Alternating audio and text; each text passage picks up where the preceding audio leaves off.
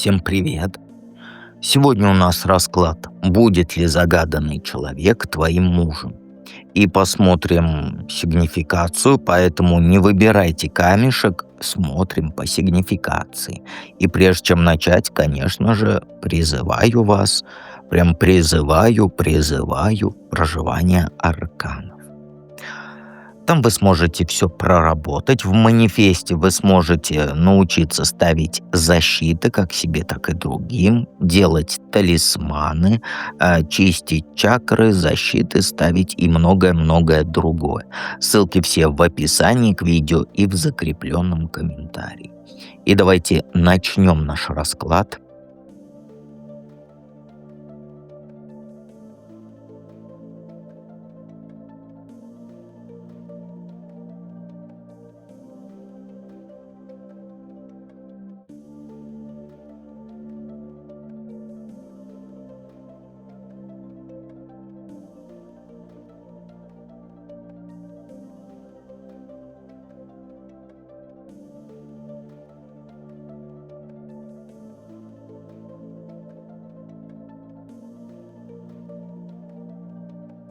Итак, единички. Все загадали своих мужиков, но ты загадала женатого. Потому что у тебя тут классическая история про женатого мужика и любовницу. Он к тебе приходит, когда ему удобно. Там рассказывает, какой несчастный дома, как жена его не понимает, что он с ней живет ради только там детей, ради квартиры и прочее. Вот это лапша, чтобы иметь запасной аэродром. Ну, а ты, понятно, ты себя не уважаешь ни капельки. Да, я буду вот такой вот, я грубиян такой. Ой-ой-ой. Вот, ну, ты надеешься, да, на принца, но не так. И ты для него как будто отдушина от семейной вот этой бытовухи. У него дома ипотека, дети, обязательства, а с тобой он свой и этот выгуливает мозг. Потому что мозг у него, ты угадала где. И самое интересное, знаешь, он реально боится потерять то, что имеет. Не тебя, ни в коем случае. Именно свою семью. Свой статус, свою репутацию. У него дом, машина, стабильность, которую он строил годами. И он прекрасно понимает, что если все вскроется, то лишится половины всего. Там при разводе детей будет по выходным видеть, а коллеги будут за спиной шептаться. Поэтому, так как ты непривередлива и себя не уважаешь ни капельки, он бегает к тебе писюльку свою выветривать. И он очень осторожничает. Никогда следов не оставляет, переписки удаляет, жене врет там про командировки, про задержки на работе и прочее, и вот эта вся ерунда. И ты для него не просто женщина, а очень дорогое удовольствие, которое он себе позволяет, но которое может стоить ему всего. Между вами сейчас такие отношения, где ты живешь по его расписанию. Он появляется, когда может, исчезает, когда нужно, а ты подстраиваешься под его график. И тебя это устраивает пока что, потому что он умеет быть, как сказать, очень внимательным, щедрым, когда вы вместе, потому что ты его игрушка. Но глубоко внутри ты понимаешь, что это все временно. Так будет ли он твоим мужем? Нет, точно не будет. И знаешь почему? Потому что его жена, она рано или поздно все выяснит. Это неизбежно, потому что когда мужик ведет двойную жизнь, рано или поздно он где-то проколется. То телефон забудет дома разблокированным, то на рубашке твой волосок, там твои духи, понимаешь? И кто-то из знакомых может увидеть вас вместе. Но факт остается фактом, она все узнает. И произойдет настоящий взрыв. Не тихий семейный разговор, нет, полномасштабный скандал, где будет посуду бить, истерики, ультиматумы. И она, знаешь, она не из тех женщин, которые будут молча страдать и вид делать, что ничего не произошло. Она себя уважает по сравнению с тобой. Она ему такой ад устроит, что он пожалеет о том дне, когда тебя встретил. И вот тут он покажет тебе свое истинное лицо. Вместо того, чтобы бороться за отношения с тобой, он тут же начнет спасать свой брак. Он, знаешь, тебе не будет этого говорить, но он будет умолять жену простить его, клясться, что это была ошибка, что ты ничего для него не значишь. Он выберет семью, потому что там его настоящая жизнь, настоящие там деньги, статус, дети и прочее. А тебя он бросит без всяких объяснений. Может, даже обвинит тебя в том, что ты его там соблазнила, семью разрушила, а он такой ни при чем. Потому что, знаешь, ему нужно будет найти виноватого. И ты для этой роли подходишь идеально. Во-первых, ты себя не уважаешь. Во-вторых, он об тебя ноги вытирает и так уже. Он не герой-любовник, который будет разрываться между двумя женщинами. Он обычный слабенький мужичонка. Противный такой, что прям аж мне блевать хочется. Который думает в первую очередь о своем комфорте и о своей безопасности. Ну, никак не о тебе. Ты игрушка. Совет тебе. Перестань планы на будущее с этим человеком строить. И начинай строить планы без него. Ты знаешь, ты сейчас тратишь лучшие свои годы жизни на того, кто никогда тебя не выберет по-настоящему. Пока ты ждешь, когда он разведется, будет с тобой, и вот эту всю лапшу ты ешь, проходят месяцы, проходят годы, которые ты могла бы потратить на поиски нормального мужика. Ты скажешь: ой, он такой романтичный. Конечно, писюлька-то зовет. Мы все мужики, когда вот писюлька зовет, самые романтичные на свете. Вот самые такие звездочку достанем с неба. Мой совет тебе: займись собой серьезно. Не для того, чтобы его удержать. Его ты не удержишь, это уже 100%. А для того, чтобы стать самодостаточной. Развивайся профессионально, зарабатывай больше денег, путешествуй, знакомься с новыми людьми. Хер ли ты на нем свой мир заострила? Сделай свою жизнь настолько насыщенной и интересной, чтобы тебе не нужен был мужик, который появляется только там по вторникам после работы. И самое важное, научись получать удовольствие от отношений здесь и сейчас, не загадывая на будущее ни с ним, ни с ним. Если тебе нравится с ним время проводить, понимаешь, если он там делает тебя счастливой в моменте, ну хорошо, ладно, что поделаешь, ну знаешь, не строй долгосрочных планов. 100% нет других вариантов. Тут вариативности нет. Мне тут разогнаться, что там он нет-нет, да придет к тебе, я имею в виду там с женой разведется. Нет, тут нет вариативности. Тут точно конец. Понимаешь? Нет других вариантов. Готовься к тому, что эта история скоро закончится, и когда это произойдет, у тебя должна быть готова альтернатива. Другой мужчина, другие интересы, другие цели. Чтобы когда он исчезнет из твоей жизни, ты не осталась с пустотой, а просто перешла там к следующему этапу. Потому что жизнь на этом не закончится, а только начнется. Сейчас ты не живешь. Сейчас ты вот от его прихода до его прихода, как говорится, существуешь. Жизнь начнется, когда все раскроется. А мне тебе больше нечего сказать. По головке тут ни одна карта не гладит. Подписывайся на канал, жмякни на колокольчик. Я знаю, что ты на меня обидишься, ну а что поделаешь? Я врать не буду за лапшой к другим тарологам. Давайте перейдем ко второму варианту.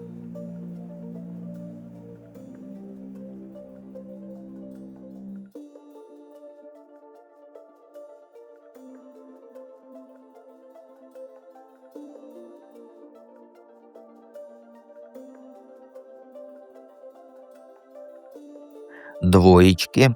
Сначала у нас сигнификация, что сейчас между вами.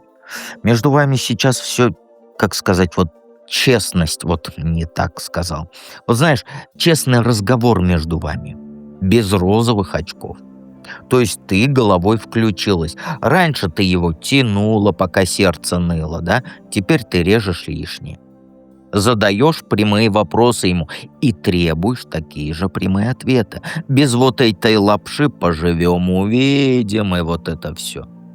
Ты сама для себя уже сделала вывод. Либо он показывает конкретику, либо, как говорится, и этот на все четыре стороны. И он это чувствует, потому что ты перестала подстраиваться и подыгрывать.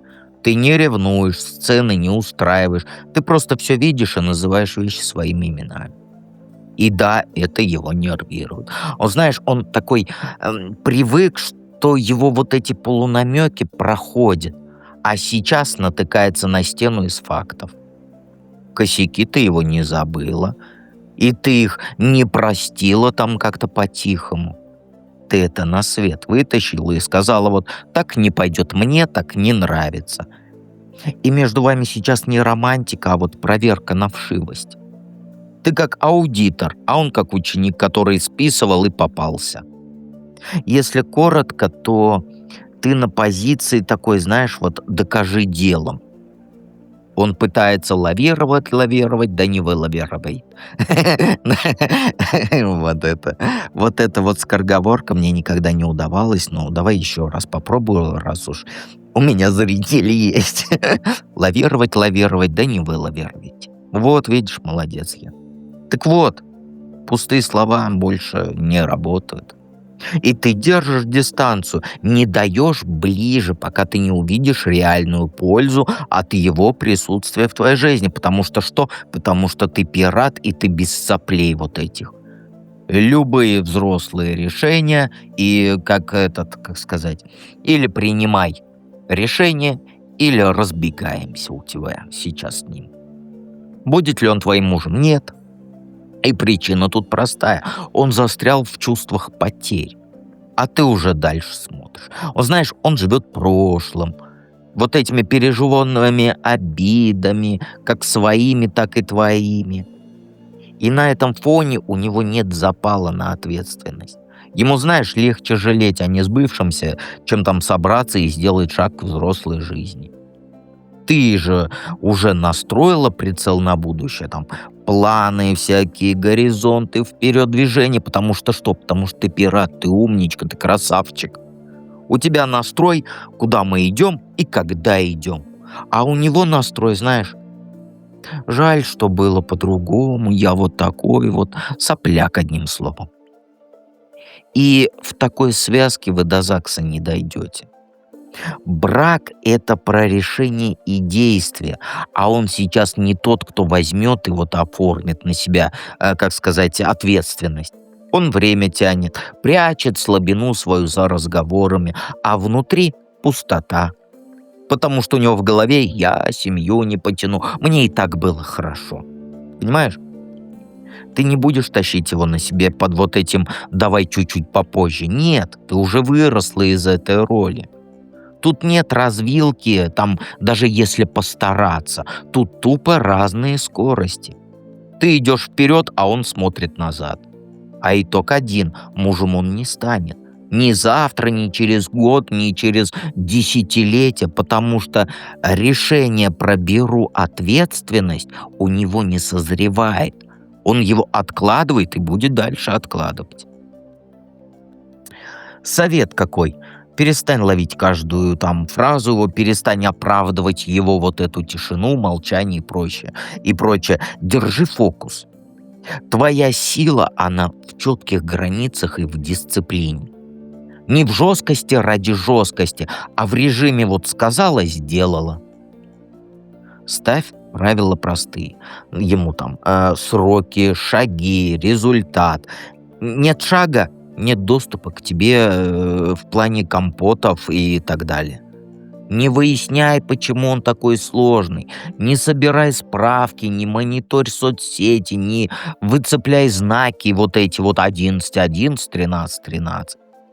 Это все уводит тебя в пустые бои, где ты тратишь нервы и время, а на выходе хрен. Вывод: действуй как взрослый человек. Не как наблюдатель, а вот пропиши для себя максимум на 3 месяца. Что ты делаешь там для своей жизни без привязки к нему? Я про там работу, деньги, здоровье, там круг общения и так далее. Внеси регулярные дела, которые двигают тебя вперед каждый день. Убери из жизни переписки по ночам, созвоны редкие ни о чем, спонтанные встречи там как получится. Если он начинает спорить, там манипулировать, жалость давить, то разговор короткий. Либо по делу, либо никак. Не ввязывайся в эти с ним словесные игры, не выигрывай споры пустые. Твоя задача не доказать, а курс выровнять.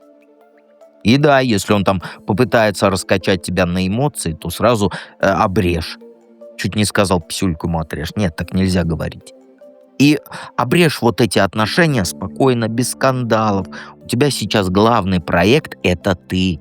Ты сама. Когда держишь линию, у тебя освобождается время и появляется нормальный мужичонка, который берет и делает, а не вот эта вот размазня, которая сейчас. Понимаешь?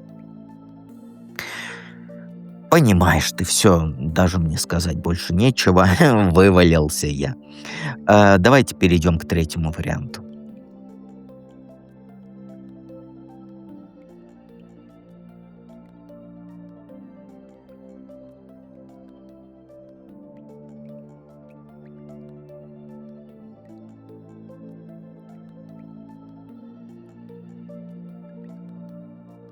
Троечки. Первые две карты — это сигнификация, чтобы ты поняла, для тебя этот расклад или нет. Камешки, они не важны в этом раскладе, но раз вам надо, то лежат. Что сейчас между вами? Каша. Вот, вот каша. Каша из эмоций и фактов. Вот с одной стороны тебя к нему тянет, есть вот эта химия, искорка, есть общие моменты, когда вот все просто сияет. Вы радоваться вместе можете, у вас хорошие дни бывают, когда даже вот спорить не о чем. А с другой стороны, у вас слишком много тем под запретом, потому что он закрытый. От прямых разговоров про деньги, про бытовуху, про планы он уходит. Ты ловишь несостыковки вот в его словах, и теперь приходится тебе додумывать. Тебе не дает он ясность. Просто вот, как сказать, кидают в тебя пару теплых фраз и ждут, что ты успокоишься. А ты вроде и прощаешь, но осадочек вот этот вот остается. Из-за этого у тебя постоянный внутренний перекос.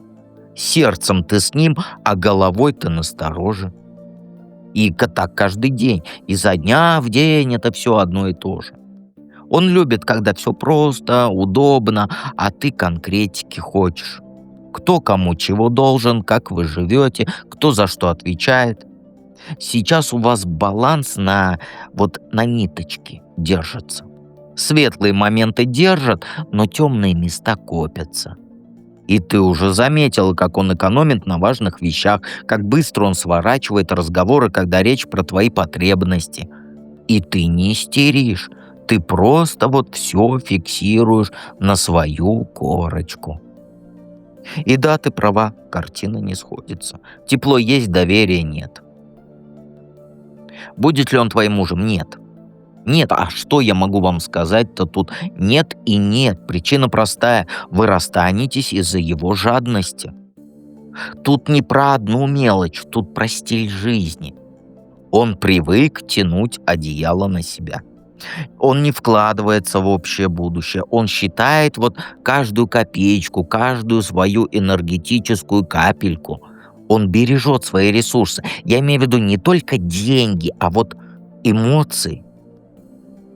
Он ведет себя так, как будто ты у него что-то отнимаешь. И он не готов к формату «мы», где вот решения и расходы, они делятся честно. Нет, он не готов. И ты уже видела, как он реагирует на разговоры там про квартиру получше снять, да, или там купить, про планирование отпуска, про покупки, которые тебе важны. Он сразу зажимается, переводит тему и предлагает там «давай подождем». Для брака это мина. На этапе ухаживаний он уже экономит на базовых вещах, а в браке будет хуже, будет контроль, проверки вечные, типа вот «а зачем тебе вот это?».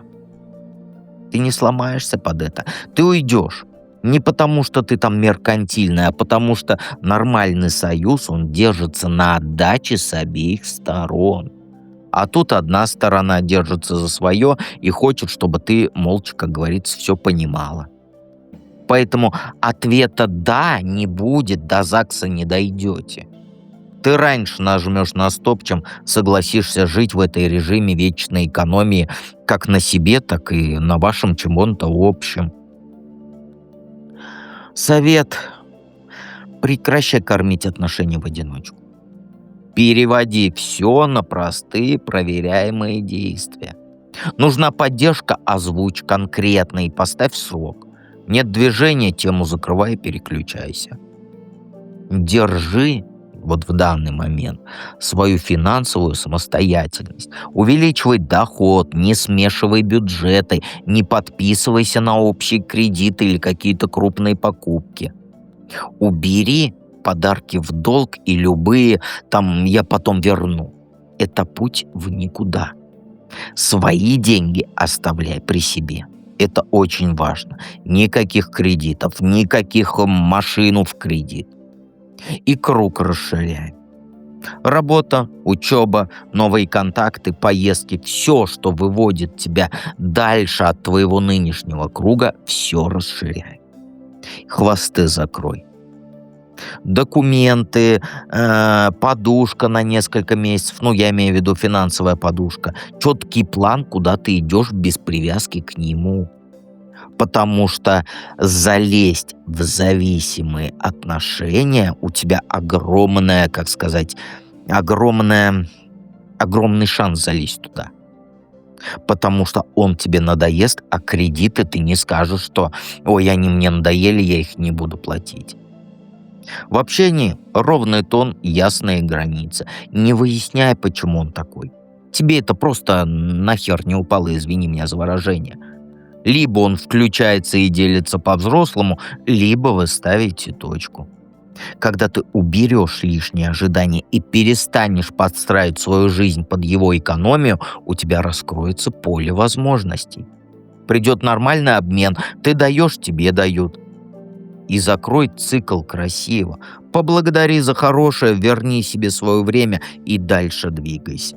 Твой горизонт, он намного шире, чем жить под каким-то там «сохраним, не трогай, сэкономим» и так далее. Тебе нужен союз, а не счетчик расходов. И обязательно приходи в проживание арканов. Тут ты будешь не одна. И всегда дед с тобой рядом.